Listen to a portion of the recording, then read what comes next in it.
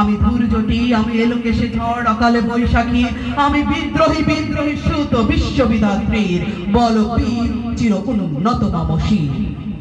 আমি ঘূর্ণি, আমি পথ সম্মুখে যাহা পাই যাই চূর্ণি, আমি নৃত্য পাগলে ছন্দ, আমি আপনার তালে নেচে যাই, আমি মুক্ত জীবনানন্দ।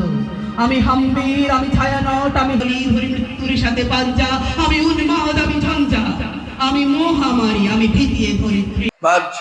বাজছে মামা, বাজরা মামা, তারপর চল চল চল, লাঠিমার ভাঙরে তালা, যত সব বন্দিশালায় আগুন জ্বালা।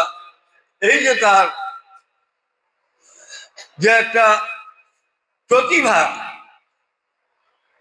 এটা আমরা আসলেই আমাদের ক্ষুদ্র মস্তিষ্কের মধ্য দিয়ে এগুলো আলোচনা করা সম্ভব নয়। এখানে বলার কিছু নেই। এই দুইজন ব্যক্তি যেভাবে আমাদেরকে নজরুল সম্পর্কে যেভাবে ওনারা বিশ্লেষণ করলেন, আমরা তার ধার কাছেও আমরা কিছুই জানি না। বিশেষ সময়ে, কোনো প্রাকৃতিক দুর্যোগের সময়ে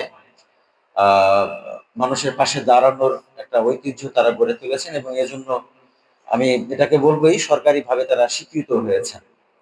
এই ধরনের একটি অনুষ্ঠানে আমাকে আমন্ত্রণ জানানোর জন্য অনুষ্ঠানের প্রতিষ্ঠান সংশ্লিষ্ট সবাইকে ধন্যবাদ জানাই। নজরুলকে পাঠ করা, শিল্প সাহিত্য বা গান সম্পর্কে আমাদের অনেকেরই ধারণা আছে, যেটাকে আমরা অবসর, আরাম, আনন্দ যাপনের জন্য আমরা শিল্প সাহিত্য চর্চা করি।